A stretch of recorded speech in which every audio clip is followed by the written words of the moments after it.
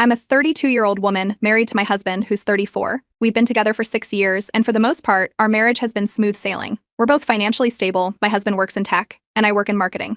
On top of that, I inherited a significant amount of money from my grandfather a few years ago. He was a savvy businessman and left me a clear stipulation in his will. The money had to go into a trust for any future children I might have. It was non-negotiable, and frankly, I agreed with his decision. The trust fund was meant to provide a secure future for my children, free from anyone's interference, including mine. When our daughter Lily was born 2 years ago, I set up the trust fund just as my grandfather intended. The terms were strict. No one, not even my husband or I, could access the funds. The money would remain untouched until Lily turned 25, at which point it would belong to her entirely. I didn't think much of it at the time. It seemed like a smart, responsible thing to do, and it gave me peace of mind knowing Lily's future was secure. Enter my in-laws, John and Carol. On the surface, they appear well off. They live in a big house, drive fancy cars, and take vacations to exotic places. But anyone who knows them well can see the cracks in the facade. They've always been reckless with money. John has a gambling problem, and Carol is obsessed with get-rich-quick schemes. They've made terrible investment decisions over the years, and while they've managed to keep up appearances, it's clear they're not as financially stable as they pretend to be. The first sign of trouble came during a family dinner a couple of months ago. My husband and I were at their house, enjoying what I thought would be a casual evening. At some point, the conversation shifted to Lily. But my mother-in-law, Carol, casually mentioned the trust fund. She said she'd heard about it from my husband and wanted to know more. I was caught off guard, but I explained the basics, how it was set up, the legal protections, and the fact that it was for Lily's future. I didn't think it was a big deal. But then John chimed in, saying something like, "It's great that you're planning for the future, but wouldn't it make more sense to keep that money accessible? You never know when the family might need it." He said it so casually, like it was the most logical thing in the world. I was polite but firm. I told them the trust was legally airtight and couldn't be touched, even if I wanted to. That was the end of it, or so I thought. Looking back, I should have seen the red flags when Carol laughed and said, "Family should come first, don't you think?" It wasn't just a passing comment. There was a certain edge to her tone, like she was testing the waters. I brushed it off at the time, but now I realize that was just the beginning. A week later, John and Carol showed up at our house unannounced. This isn't unusual for them. They've always had a habit of dropping by without warning. They said they wanted to talk, so I invited them in. Once we were sitting down, they got straight to the point. They wanted me to adjust the terms of the trust fund. They called it a family safety net and argued that it was only fair for the money to be available in case of emergencies. I was stunned. It was such a blatant request, and I couldn't believe they were serious. I calmly reiterated what I'd told them before. The trust fund was locked down. I couldn't change the terms even if I wanted to. But they wouldn't let it go. They kept pushing, saying it was irresponsible to hoard that kind of money when it could be used to help the family. What frustrated me the most was my husband's reaction. He didn't exactly side with them, but he didn't back me up either. Instead, he suggested that I hear them out and see if there was a way to compromise. It felt like a betrayal, even though he probably didn't mean it that way. From there, things escalated quickly. The next week, the in-laws called a family meeting. They said they wanted to discuss financial fairness and presented a plan to access the trust fund for a real estate investment. That's when I started to suspect something was off. They were too eager, too insistent, and the whole thing felt calculated. It didn't take long to figure out why. After a bit of digging, I discovered they were in significant debt. Their investment wasn't an opportunity, it was a desperate attempt to dig themselves out of a financial hole. When I confronted them about it, they didn't even deny it. Instead, they doubled down, saying I was selfish for prioritizing money over family. The final straw came when they issued an ultimatum. Either I amended the trust fund, or they would never forgive me. My husband, bless his heart, tried to mediate, but his suggestion to compromise only made things worse. I couldn't believe what I was hearing. This wasn't just about money anymore. It was about boundaries and respect, and they had crossed every line imaginable. At that point, I knew I needed professional advice. I consulted my lawyer to confirm the trust's protections and explore my legal options. Thankfully, the trust was as secure as I'd hoped. But even with that reassurance, I had a sinking feeling this wasn't over. John and Carol weren't the type to back down easily, and I could sense that more drama was on the horizon. A few weeks after the family meeting disaster, my in-laws, John and Carol, reached out to invite us to their vacation home for the weekend. They framed it as a chance to smooth things over and reconnect as a family. I was immediately suspicious. They'd been relentless about the trust fund, and I doubted their intentions. Still, my husband thought it was worth going, insisting it could ease the tension. I didn't want to escalate things further, so I reluctantly agreed. When we arrived, the vacation home was exactly what I expected from them. Flashy on the outside, but with signs of neglect once you looked closer, peeling paint, outdated furniture, and an overall sense that the upkeep wasn't a priority. They greeted us with exaggerated warmth, acting like there had never been any conflict. We had dinner together that night, and as expected, the conversation shifted toward finances. John and Carol started reminiscing about how hard they'd worked to build their life. They talked about the sacrifices they'd made for their family and how much they loved Lily. Then, out of nowhere, they offered to gift us the vacation home. Their condition? I would need to amend the trust fund to allow emergency family access. I froze for a moment. It was so blatant, it almost didn't seem real. They framed it as a generous offer, saying it was their way of giving back to the family. But something about it didn't sit right with me. The timing, the sudden kindness, and their insistence, it all felt off. I declined politely but firmly, explaining again that Lily's trust was untouchable. That's when things took a turn. John leaned forward, his tone shifting from polite to condescending. He started talking about how family sacrifices for each other and accused me of being cold-hearted. Carol chimed in, claiming I was trying to humiliate them by rejecting their offer. They didn't outright yell, but the passive-aggressive digs were relentless. Meanwhile, my husband just sat there, looking uncomfortable. I turned to him, expecting him to step in, but he hesitated. Finally, he admitted he had known about the vacation home plan. He said he thought it would be a good compromise and hoped I'd agree to avoid more drama. I couldn't believe it. He'd kept this from me, knowing full well how I felt about the trust. That night, I couldn't sleep. I stayed up researching the property, determined to understand why they were so desperate to hand it over. It didn't take long to find the truth. The vacation home was heavily mortgaged, and they were barely keeping up with payments. The house wasn't a gift. It was a liability they were trying to offload. The next morning, I went to breakfast feeling drained and angry. John and Carol acted as if nothing had happened the night before, cheerfully offering me coffee and making small talk. It was infuriating. I waited for the right moment to confront them, but they beat me to it. Out of nowhere, Carol started talking about Lily. She said that Lily deserved better and hinted that I was being a bad mother by refusing to share family resources. She didn't say it outright, but the implication was clear. They thought I was selfish and neglecting my daughter by keeping the trust fund locked down. That was the final straw. I stood up, told them we were leaving, and went to pack our things. They followed me to the door, trying to guilt-trip me as I buckled Lily into her car seat. They threw out every manipulative tactic they could think of, but I refused to engage. My husband was quiet the entire ride home, clearly torn between his parents and me.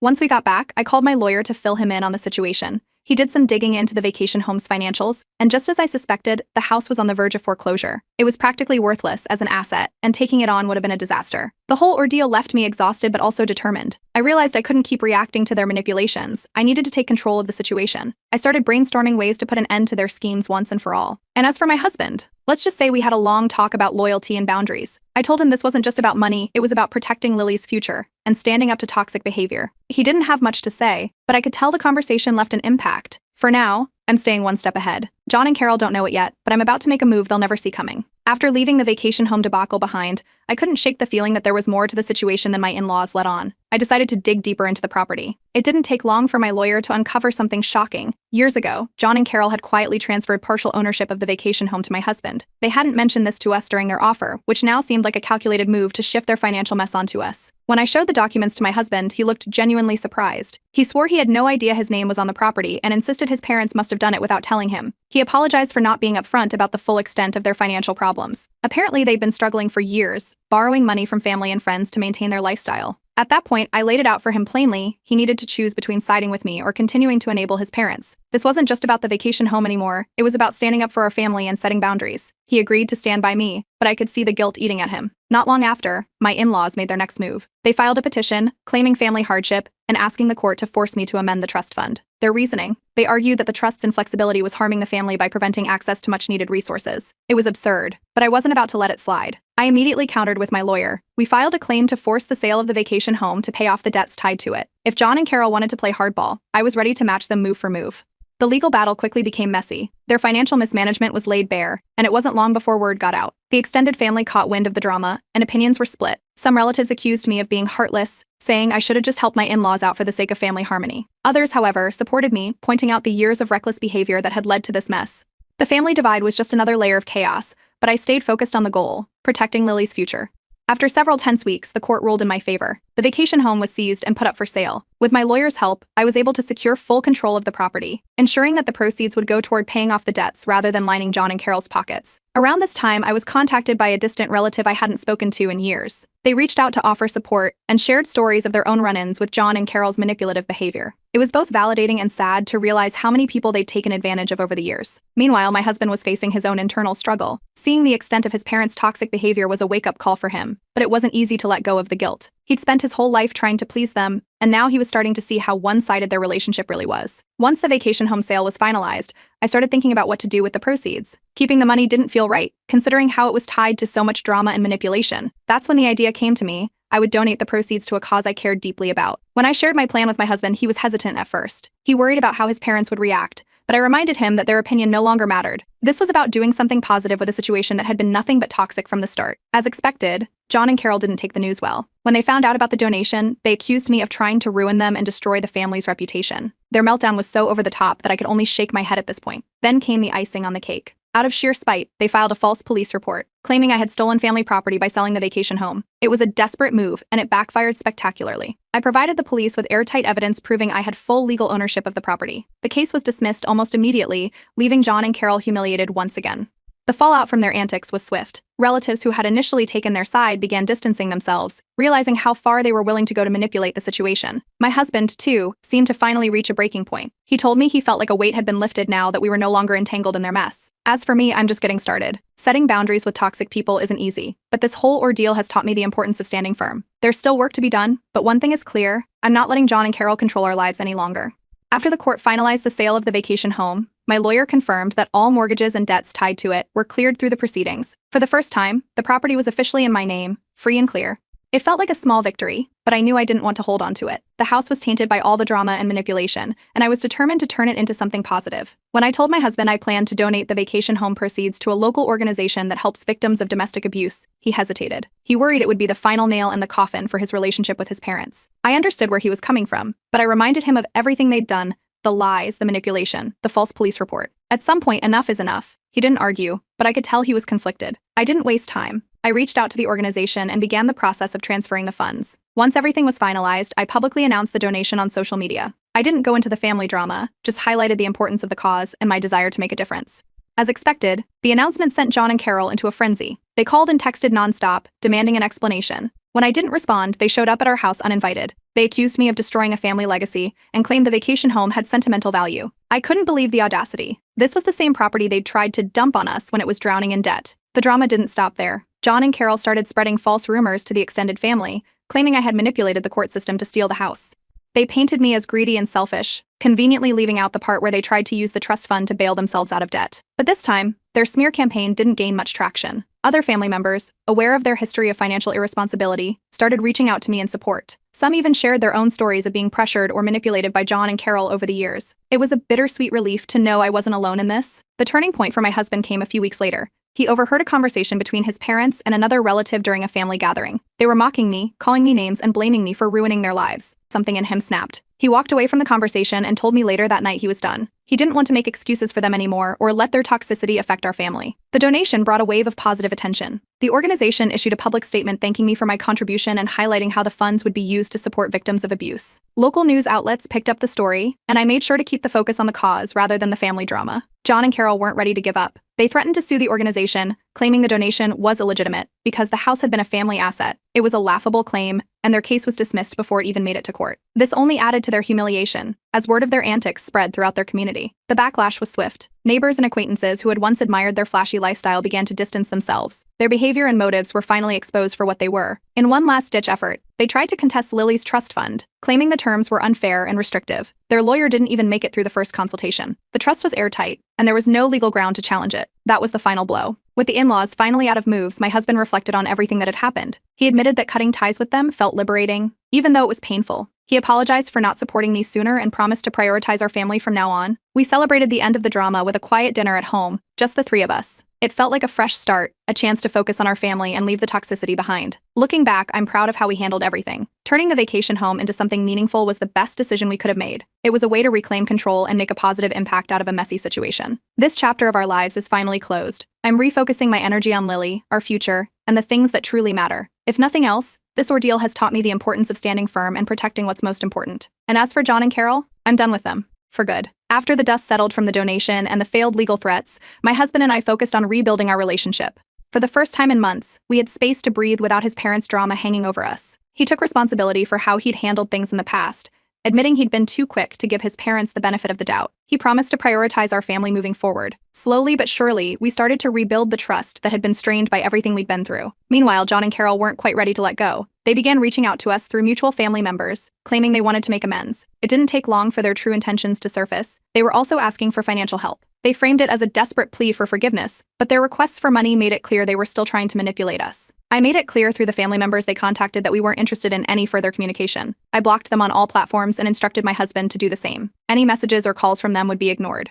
The boundaries were firm: no more manipulation, no more guilt trips, no more excuses. A few weeks later, the organization that received the vacation home proceeds invited us to a special event honoring our donation. It was a heartfelt ceremony where they shared how the funds were already making a difference in the lives of abuse survivors. Being there with my husband and Lily felt like a full circle moment. It reminded us that something good had come out of all the chaos. Around this time, my husband began reconnecting with extended family members who had been alienated by his parents over the years. Without his parents' influence clouding things, these relationships started to heal. Relatives who had been distant were now more open and supportive. Many of them shared their own stories of dealing with John and Carol's manipulations. news, further solidifying our decision to cut ties. Back on their end, John and Carol's situation took a steep decline. Without our financial support, they were forced to sell off their remaining assets to keep up with their debts. The big house, the flashy cars, it all had to go. From what I heard through the grapevine, they had downsized to a small rental property in a less desirable part of town. One day, we received a letter from them. It was framed as an apology, but it didn't take long to see it for what it really was, a thinly veiled attempt to guilt us into helping them again. They acknowledged their mistakes in vague terms, but still managed to throw in demands and passive-aggressive comments about how families should stick together. We didn't respond. I filed the letter away and moved on. The gossip among the extended family didn't stop there. More relatives started coming forward with stories about how John and Carol had borrowed money from them and never paid it back, or how they'd been manipulated into covering for their financial missteps.